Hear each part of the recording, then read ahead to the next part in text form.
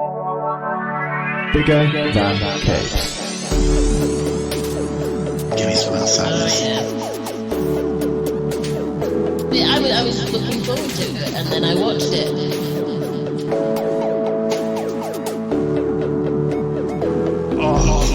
Oh, dry.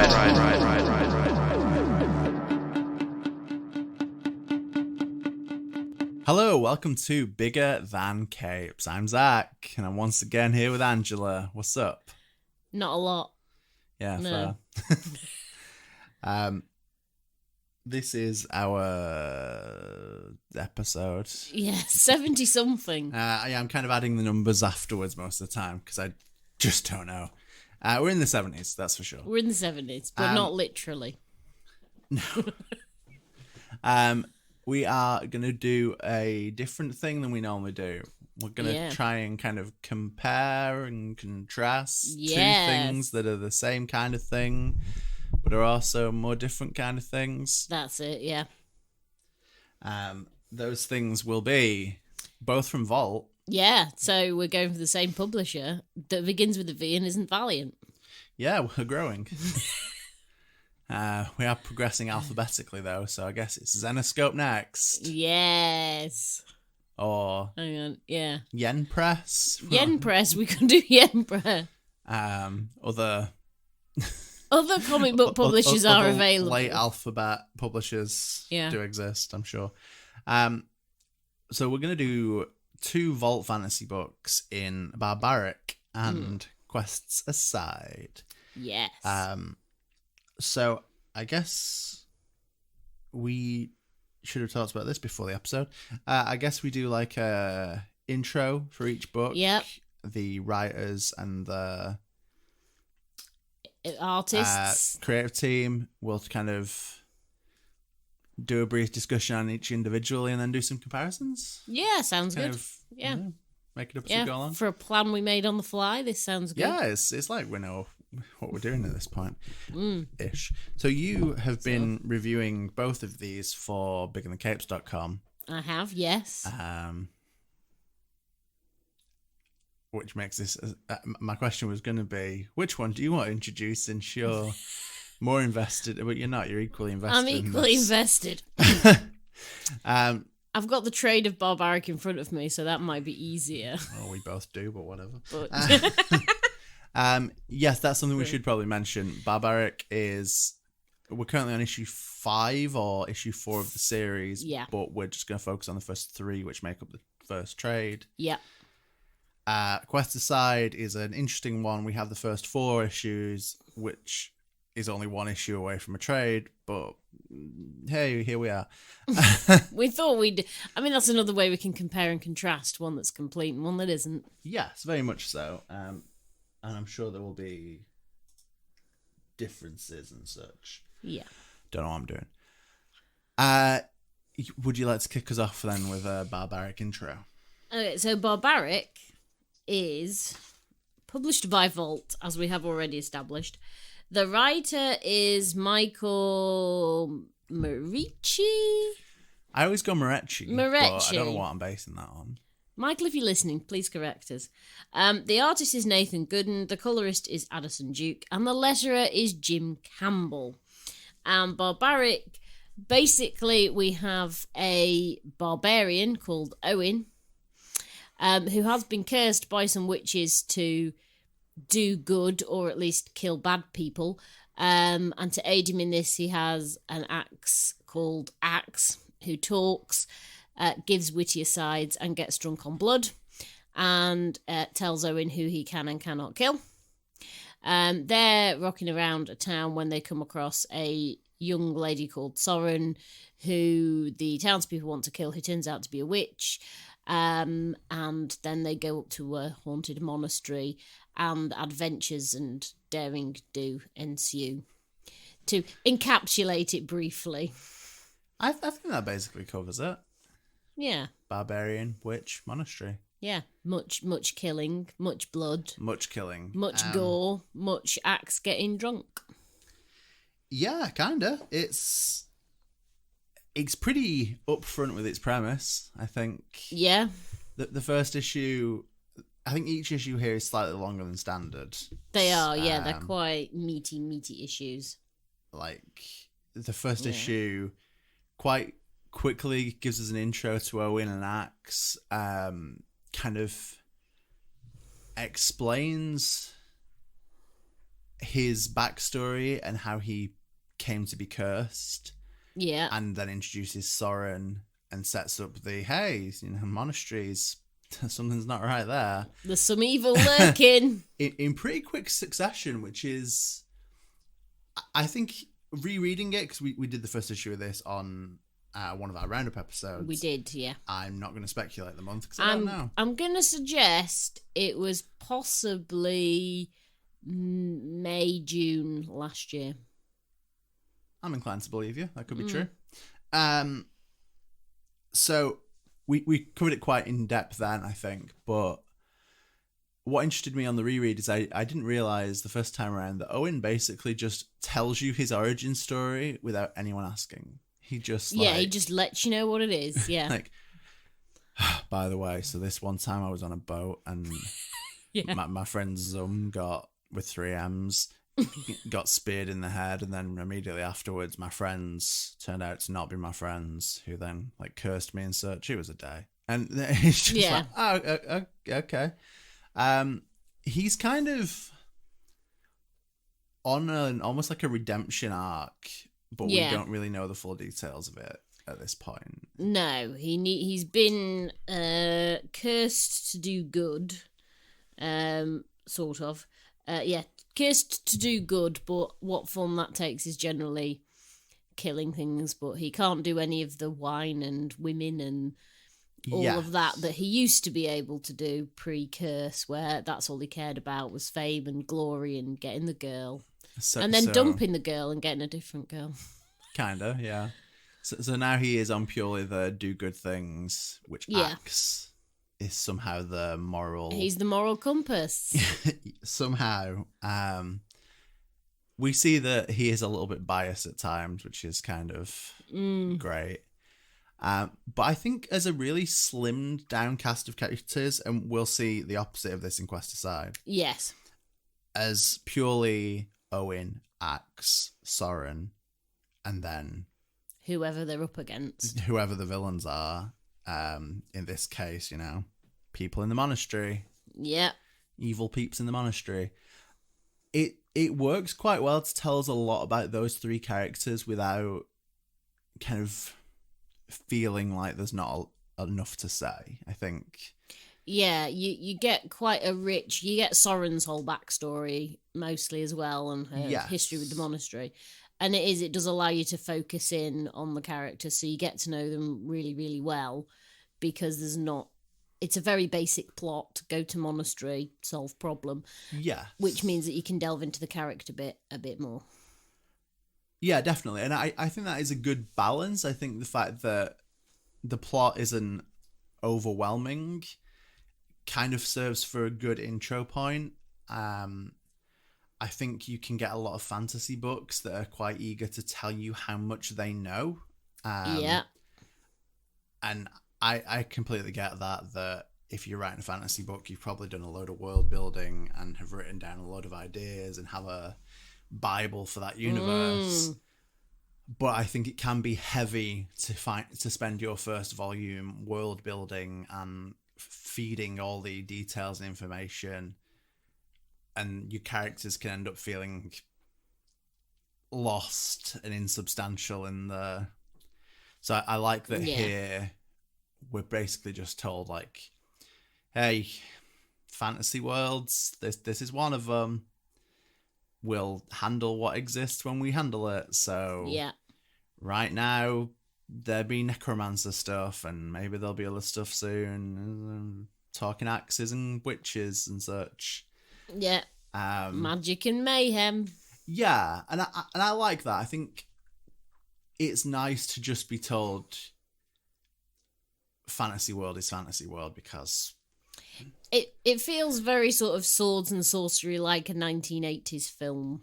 Yes, and I guess obviously it does draw on stuff like Conan. Very much. I mean, Owen Conan. You can see where they're coming from. Yeah, but I think that is one of its strengths in that. Fantasy world. Here's some characters. Have fun. Yeah, definitely, and I think there is something to be said for kind of trying to expand on the quite accessible fantasy. Yeah. Some of my favourite fantasy books recently have been things like Reaver and I'm going to do that thing that I always do. Songs for the Deaf, was it?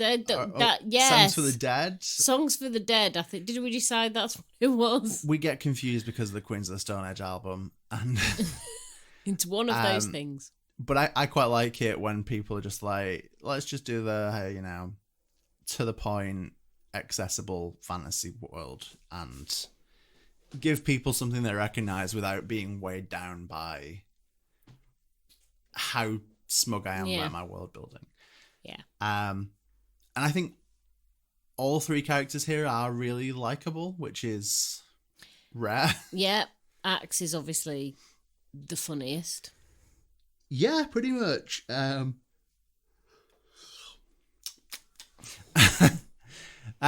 Pretty much the unique balance of moral compass and comic relief. Pretty much, yeah. Rarely seen, I feel. Sidekick, moral compass, comic relief, yeah.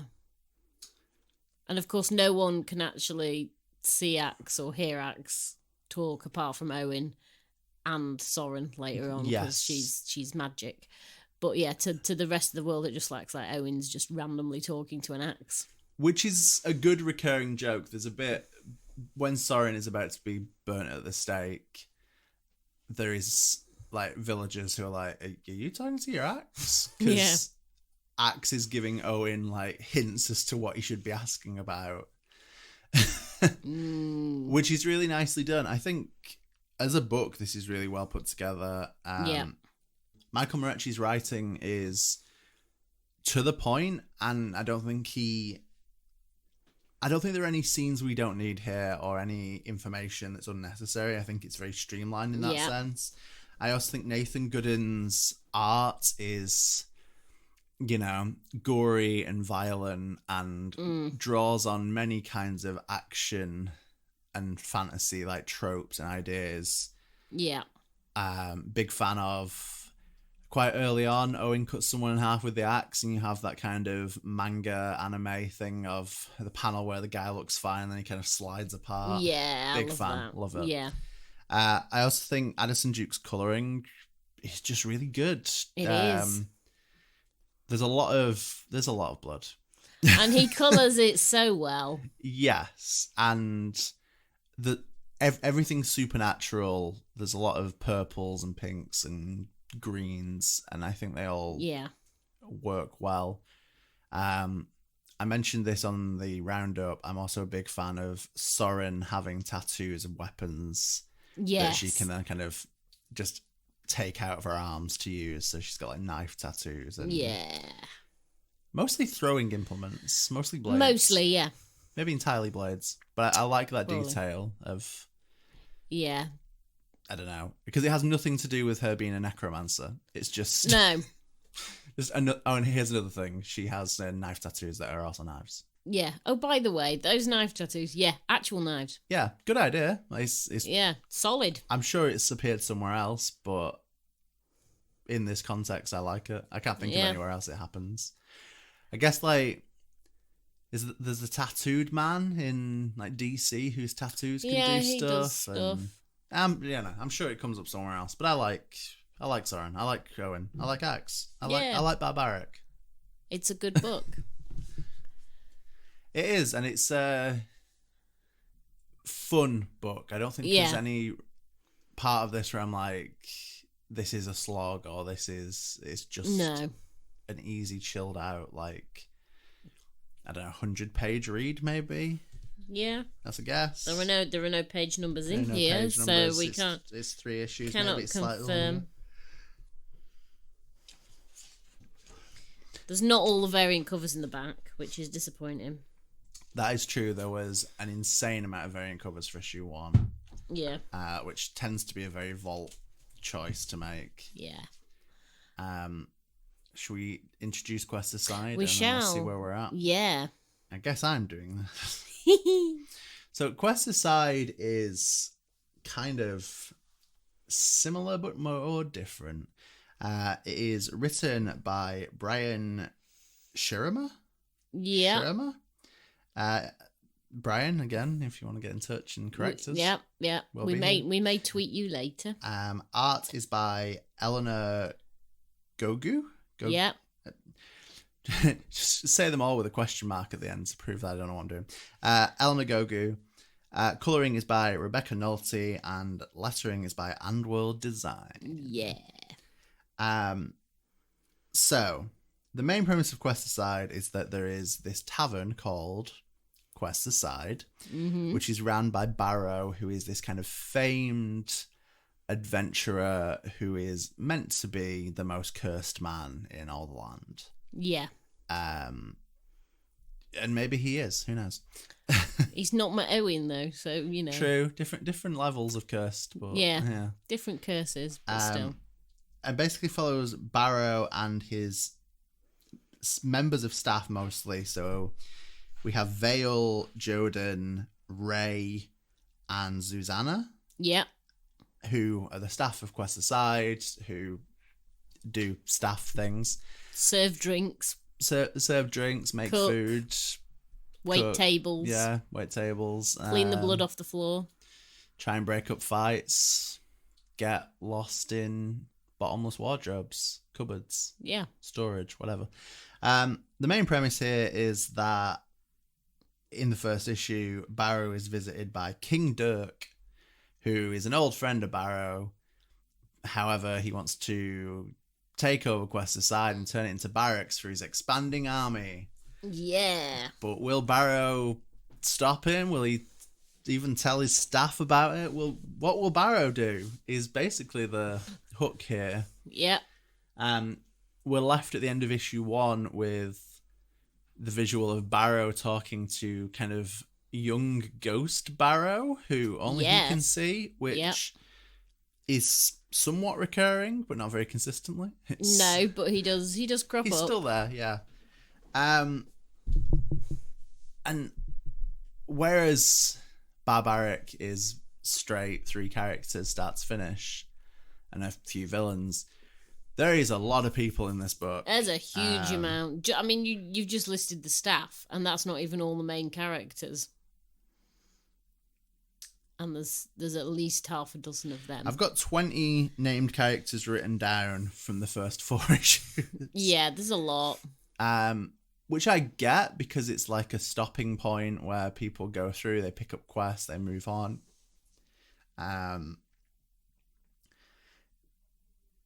It is, I think, more overtly comedy, cartoonish. Yeah. At least in some ways. And whilst the main hook is Barrow's getting kicked out, is he going to stay or is he going to go? What's his plan? We kind of get more tied up in other characters. So Ray is dating Susanna. However, Joden is in love with Susanna. Yeah. Vale wants to kill the king. Oh, Ray is a skeleton. Yeah, Ray was necromanced back by Jodan, who messed it up, which means Ray's a little bit weird. Weird skeleton. Jodan, bad mage, just not very good. Just not very good, not very well trained. I think isn't it something like his master died? His mage disappeared. Yeah. And then he's an apprentice with no one to learn from, essentially. Ray, I don't know why it works, but just has these little glasses clipped to his... He does, yeah. I was going to say nose, but obviously he doesn't have a nose. Where his nose would be. Works as an undead character really well. Yeah. Ray does remind me a little bit of Bone Wanderer by CJ and Toria, who are like small press people from Liverpool. I wish I had more information. I'm bad with names right now. But Bone Wanderer was like a little one-shot comic about an undead working in a castle who an adventurer comes in and gets killed, and this undead skeleton's like, I could be an adventurer. Oh, bless. And basically steals all this adventurer's stuff and sets out to, adventure and doesn't really know what he's doing. So that's pretty fun. And I guess there's just a similar visual to Ray. Yeah. As skeleton with clothes. And a little pinny. Yes, this is true. And I guess one of our most direct connections between these two is that he does have a cleaver called Clive, who is a little bit of a cartoony kind of take on Axe. Yeah. Who talks to him and, well, he isn't really moral compass, but... No, he just complains about the lack of food. Which, don't we all? I don't know if it's intentional or just a coincidence. I think it's intentional. But, yeah, he does seem like an immediate reference to Axe. Yeah. Like you say, the cartoony version. Yes, which is pretty fun. Yeah. I don't think we don't get as much Clive as we get Axe, but the little bits we do get are pretty funny. They're all classic. Yeah, pretty much. They're all scene stealing, panel stealing, if you will. Yes. You've been reading and reviewing both of these. What Yeah. What are your thoughts on Quest Aside? Quest Aside, it's a little bit more RPG fantasy. Yes. And there's a lot of sort of tropes that it uses. Like people going on quests and here's, I need 4 strong men. Yeah, is he called Boone? Yeah, I think, yeah. Who just bursts in as like, I need 4 strong men to fight some vampires on the road. Increasingly surreal quests. Yeah. And then at one point, I think, it's like, because they make up fake quests and try and send people on fake quests sometimes. Yeah, Vale and Jordan. Yeah. The weapons on the walls are enchanted, so only the employees can actually pick them up. If you try and get in a bar fight and try and rip one of the swords off the wall, it's not going to work. Yeah, it's kind of like, it's a bit more RPG. And also... there's a lot of characters, so it takes a lot. Barrow is always front and centre, so we learn more about Barrow than anyone else. Yes. But it does take a while to sort of learn about the others because you have to... we've only just kind of learnt Vale's backstory in issue 4. Yes, that's true. So it does take a lot longer to try and get these characters' journeys sort of shown because there are more of them. That is the basic... thing. There's more of them, so it takes a bit longer. It's also more, I'd say it's more all ages. Like the battles in this, you do see them sort of, go at each other, and here's a man punching another man, and here's a man swording another man, here's a woman flinging a mace. So that happens, but it's not the visceral gore that you get with Barbaric. You're seeing Axe munch through somebody's innards. It's just like, here's a tap with a sword, here's a smash with a mace, here's a little shield in your face. It's less gory, it's more family friendly. Yeah, it's more family friendly. There is swearing in this as well, but it's all kind of censored with little fantasy symbols. Yeah, little fantasy symbols, yeah. So rather being starred out or anything like that, it's kind of replaced with little shields and axes and stuff, which I'm a big fan of. It's cute. It's sweet, that, yeah. Our on and off narrator is the bard who sits outside. He has a battle. He has a bard battle in the first issue, with the King's Bard. Yes. Which is really good. It's hilarious. It's like a guitar battle, but it's a bard battle. Pretty much, yeah. Another favourite, and I mentioned this when we did this on the roundup, is that the first issue has the only orc stand-up comic in the Vastlands, yes. who is terrible, but still kind of funny. Yeah, he's a good one. Kind of orc makes the best music. The orchestra. Orc jokes. Orc jokes. But I like this a lot. I think it's fun and kind of plays quite heavily on the found family kind of narrative. Yeah. But I think it works for that. I think Barrow explaining that this Quest Aside has become the home for everybody here, and because they're all sort of misfits and weirdos. Yeah, and they all care about each other, and it does have this kind of vibe of Barrow being the father figure, kind of not dissimilar to, like, I can't remember any character names, this is going to just be gibberish, but the Netflix show based on League of Legends, Arcane. Arcane has a similar kind of vibe with the father figure in that, who has a name and then he dies and such. But I feel like there's a reminiscent vibe, and aesthetically as well, they do look pretty similar, whatever. Yeah. But I think this works as kind of a found family coming together in the place that they have ended up. We kind of see them all come looking for work. Yeah, they all need work. They all need help. And yeah, Barrow's the one that kind of is the thread that links it all, because he's the one who opens the door to them all and invites them in. And he's generally just a good guy. He is, but he's got hang-ups about his past because he goes to Adventurers Anonymous. Which is AA. Good stuff. And I think that is also what the announced name for the trade is as well. I think it's Volume 1. Adventures Anonymous. It's a good scene, that, as well, where there's all these guys like, I used to go on quests and now I'm too worried. And there's one line about from one of the adventurers who's like, I freed a load of girls from a harem. And then the villagers kept assuring me that it was a school I'd burnt down, but yeah, they were misled. They didn't know. Yeah. They didn't understand the full situation.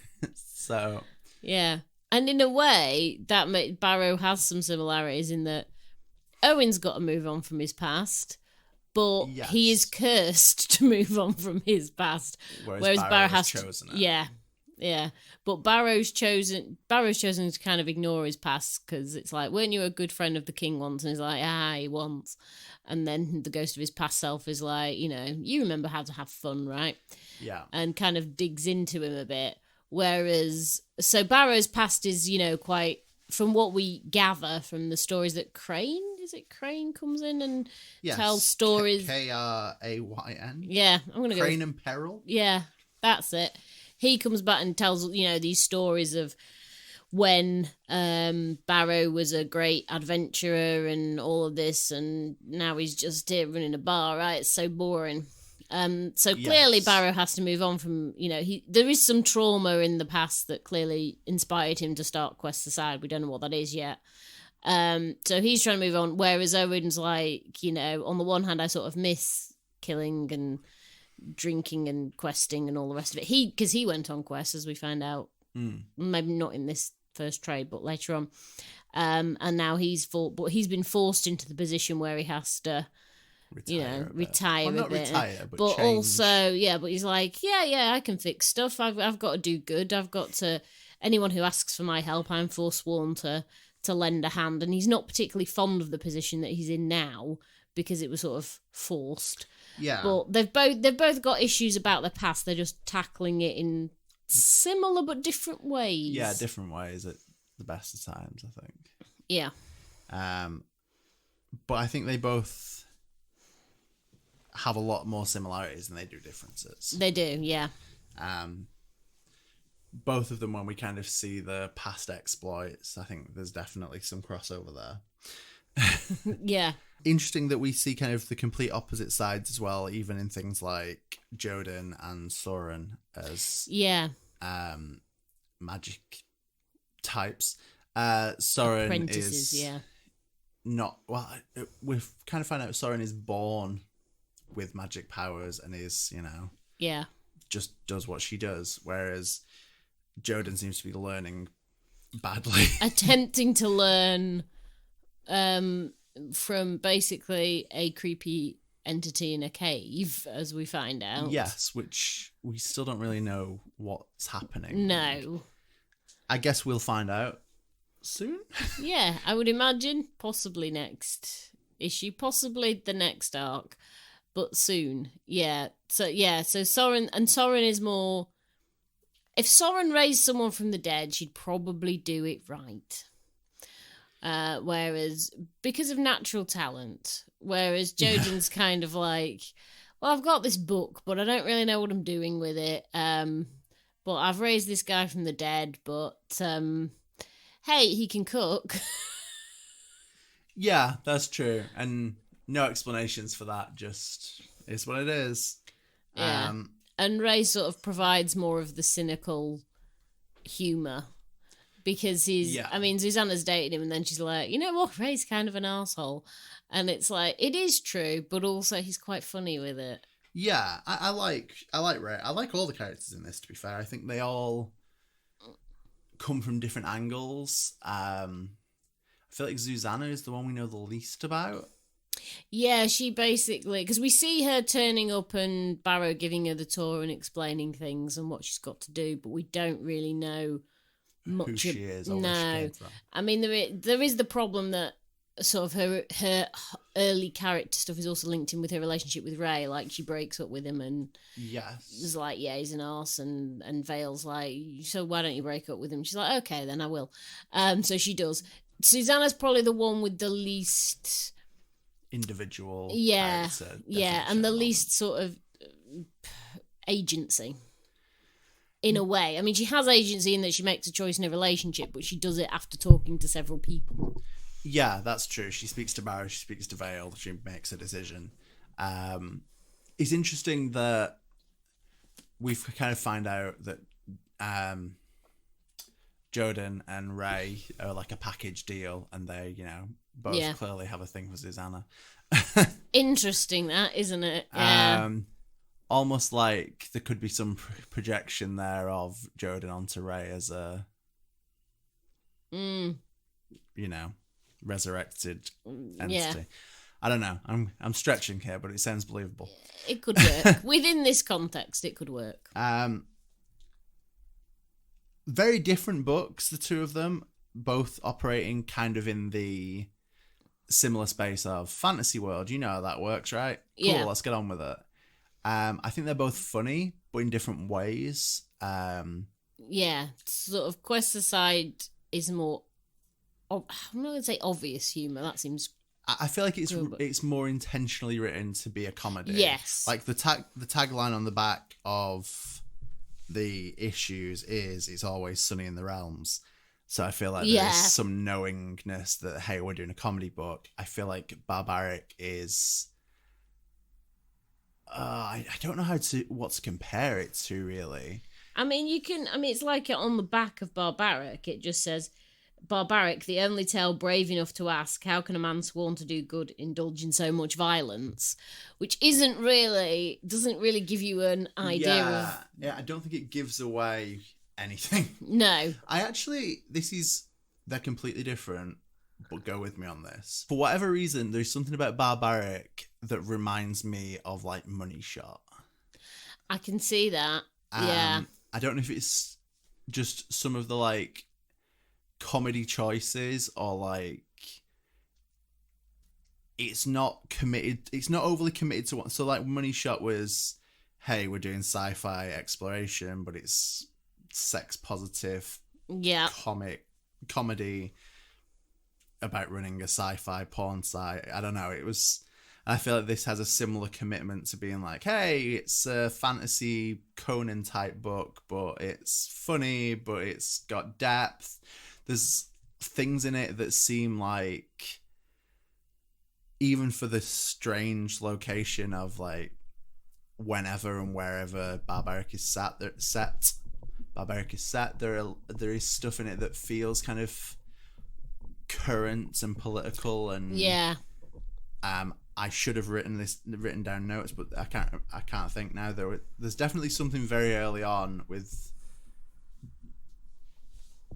even little things like the guy at the start who's trying to get Owen to kill the guys in the, like, Colosseum kind of setup, and it's stuff like Axe going, You can kill the first two guys, but the third guy's just a thief. That's not a killing affair. And then the kind of the security when Owen's trying to leave, just being like, hey, we don't get paid enough. You can go. Yeah. So even things like that feel very kind of now and... Yeah, it feels quite modern in its... I think there's enough of the real world kind of slotted in between the, graphic violence and... Yeah. Monster hunting, axe swinging action, which I think... Yeah, so there's enough seeds that there's more to this than just being a medieval fantasy comic. I don't think we particularly get that with Quest Aside, but with Quest Aside, I think we do get references to now in stuff like when they're going through Barrow's like collection in the first issue. We get a kind of a hey, it's a tooth from the Speria and the whatever they used to defeat the Zub, which is referencing a lot of different comic creators. We also see stuff like got in my notes somewhere. We see like a painting on the wall that's like the girl with the pearl earring, but it's and I think we get is Skeletor in this at one point. I feel like he is like shoulder pads, or maybe not Skeletor, but someone similar, someone who dresses like Skeletor, purple and skeletony. Skeletor. So I feel like we're kind of anchored to the now or the 80s in a kind of coming and going references in the background rather than explicitly saying things in the dialogue that bring us into the now. Yeah, it's more background work. Background real world. Real world. Real world in the background.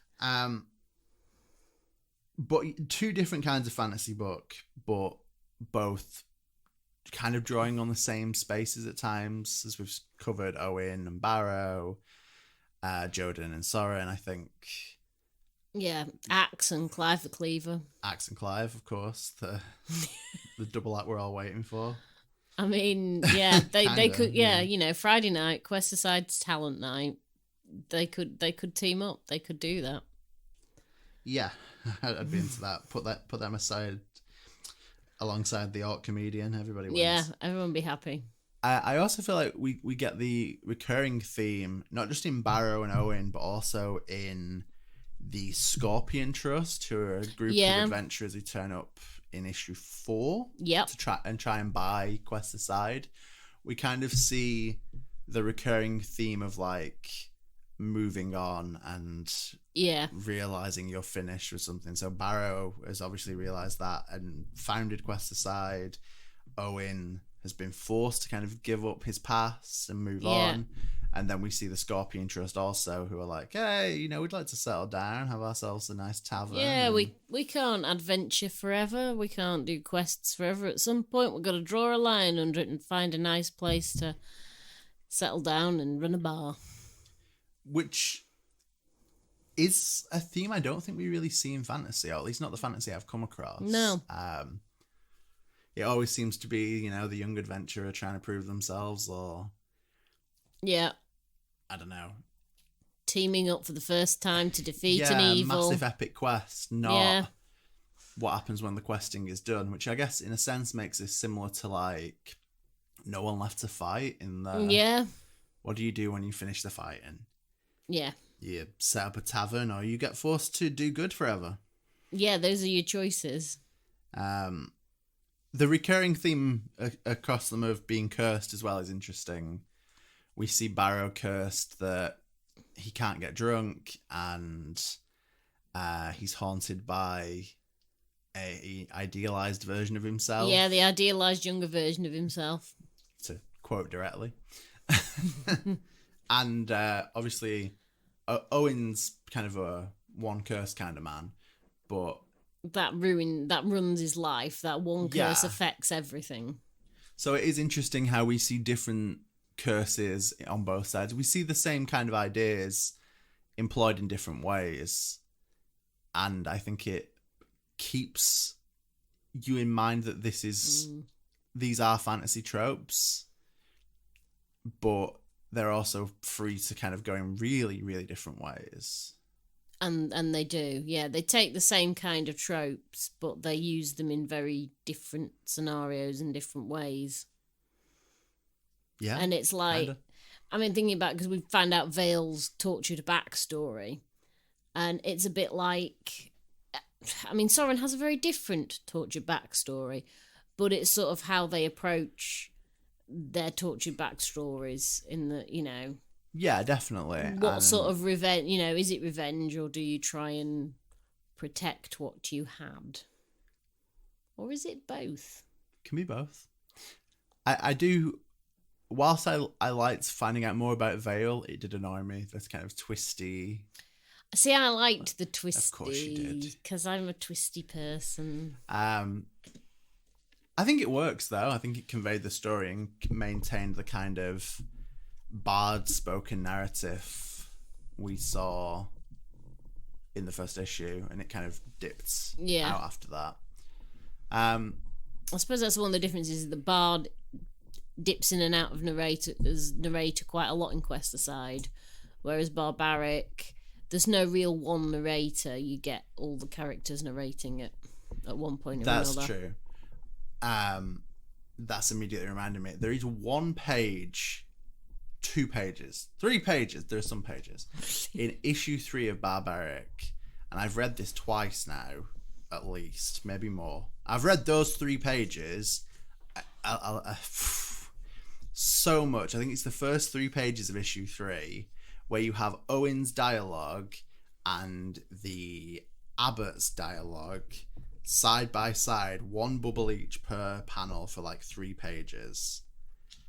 And it is the most maddening 3 pages in all the things I've read this year.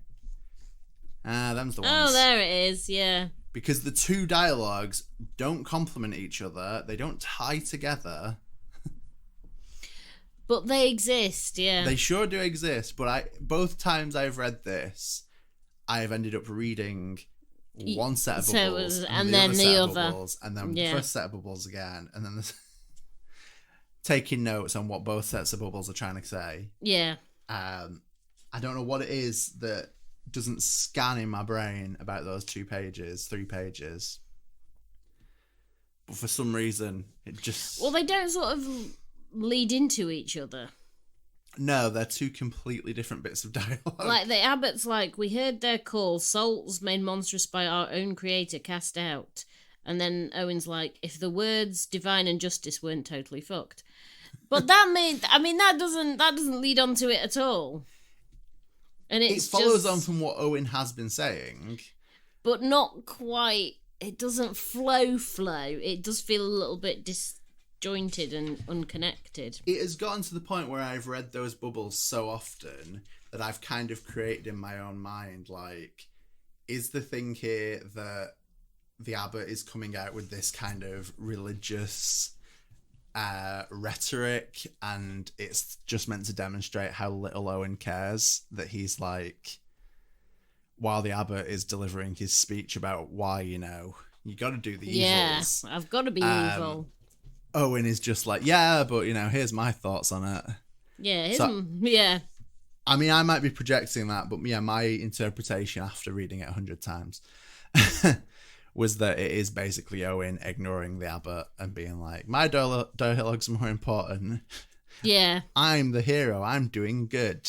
My dialogue is in yellow boxes that look a bit like bits of scroll, and your dialogue is in like... Talk all over you, man. Yeah. Maybe that's not the case, and it is just some awkwardly positioned bubbles, but yeah, my assumption was... Is Owen just being a dick here, and he's like... I mean, to be fair, that is on brand for Owen, because even though he's cursed to do good, he tries to do it in as dickish a way as he possibly can. He's kind of the worst, and it's clear he doesn't like being good. No. So everything... The sheer frustration when people ask for help, and Axe is like, hey, gotta do that. And you can just tell that it's like, but I don't. I'm busy. I'm busy doing not that. But I like how he sort of comes to, because Soren at first is kind of, oh right, I've saved you, and she's a bit of an annoyance, and then like you get the fact that by the end of it, he is actually, as he fond, is a good guy. Fond as Owen can get. He is, he likes her, and like you say, underneath, he is a good guy, and he does like her. And, it's almost like they're a weird found family, not by choice, by circumstance. Much more minimal than the Quest Aside Very family. minimal, because there's only 3 of them if you count Axe. And, he's like the drunken uncle. The drunkle. The drunkle, yeah, he's the drunkle. But it is the same, you get the same sort of feeling that, they have an emotional connection as, a small group, a tiny group. And then you've got Quest Aside, which has the proper found family aspect to it. Definitely, yeah. I think they both work well at that in different ways. Yeah. I think we're at different points in the journey, whereas at Quest Aside, the found family is really, really established. Yeah. Barbaric is showing us like the origins of that found family. Yeah. And I guess the way this ends implies that more people might end up being part of that. Yeah, having read the one shot and then the first issue of the second arc. Yes. There's a character in the there's more than one character in the one shot, but there's one character who I think might crop up again. And then certainly there's a couple of characters from the second arc who are likely to crop up again, so okay. I mean that sounds cool. I think whilst I'm all for a simple cast of characters or simple recurring characters, it's nice to have additions to that to pad out. Yeah. I think it would be hard to do 3 characters, one being a talking axe, for a long format book without someone else involved. I mean, not that we really know the format of this. We know they're doing one-shots and we know they're doing a volume 2. Yeah.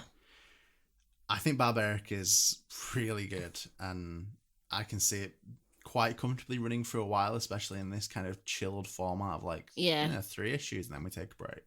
And it was quite a significant break as well. It was a good few months. Yeah, it was 10 months, something like that, before Maybe? we got... Yeah. I'm not sure. Yeah, it was a long gap. Quest Aside, I'm curious to see where this is going to go after this first volume. I feel like there's going to be a ton of stuff unresolved or unexplored, maybe, more than unresolved. Yeah, because, spoilers, the King's Army shows up at the end of issue 4, so... Yeah, it seems things are about to get more serious for Barrow and...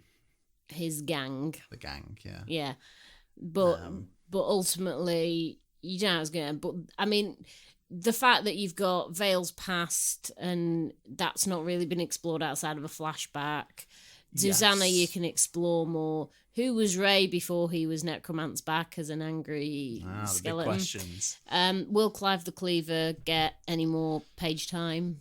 These are the questions. They're the big ones. It feels like the first volume is going to be more Barrow's arc because he's front and centre and we're looking at Barrow. Maybe later on we can focus on some of the others. Yeah, I think there's enough of a cast of characters to explore them all individually as we go on. Yeah. I mean, the same with Barbaric. I would be happy to see more of Owen's past and more of Soren's past and more of Axe. More of Axe, yeah. Just generally. And he does imply that he hasn't always been an Axe. There is that implication. Which I'm really curious about where that's going to go. Was he a Cleaver once? Yeah, was he Cleaver? Was he Clive's twin brother? Family reunion. The one you didn't know you needed. Yeah. But I'm quite willing to see where both of these go. Yeah. For as long as they go. I think they're both fun. Different ways. Barbaric is a lot more full on.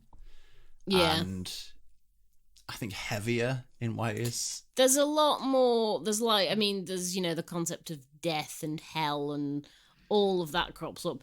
Quest Aside tends to sort of not deal head on with, death is part of it, raise a skeleton, but it's kind of cuter about it and softer around the edges. Whereas, the creatures that are necromanced back to life in Barbaric are just sheer evil and will come and steal your soul kind of deal. Gotta love it. Yeah, I'm not sure I've got much else to add. I think these are both really good fantasy books. As I've mentioned many times, I'm not the most like consistent fantasy guy. No. But these are both books that stood out to me when we read the first issues, and I've enjoyed coming back to them for the trades. So if you're not a, I don't know, standard fantasy kind of person, I would recommend checking these out. I think you'll have a good time. It's interesting. Vault have got this like comedy fantasy niche going on. Long may it continue. And this isn't even this like A Song for the Dead, I think is the name of the series, and Necromancer's Map, which was the second, kind of are in this vein as well. And I don't think they've ever shied away from doing fantasy comedy stuff. So, I mean, that's cool if that's a thing that you've got a strong interest in. I know Vault have always had a big thing about having prominent female characters as well, and I think that is true here. I think there's as many female characters in both of these books as there are male characters. Yeah, pretty much. Barbaric's close, but... I mean, Barbaric has the problem that Axe is read as male. Yes. So he tips it a little bit, but you know, Soren's a really good female character. She is, definitely. Very interesting. Quest aside, you've got Vale, you've got Susanna, you've got Mira, who keeps trying to buy the bar from Barrow. Gotta do what you gotta do. Sometimes you need an extra bar. Yeah. She's Susie the Giant. That's it. So there are, but like, yeah, it does feel quite well balanced. Definitely. And yeah, I look forward to just seeing more of these. Yeah. I know I've said that once, but I'm just going to keep saying it. Just going to reiterate that. Yeah. We look forward to more. More talking axes and cleavers. Yeah. It's what we all need. Got to give the people what they want. Yeah. So, I guess on that note. Yeah. This is the end of the episode. So, we've been Angela and Zach. Yes. Once again, collectively bigger than capes. Yeah. And remember that comics are... bigger than capes.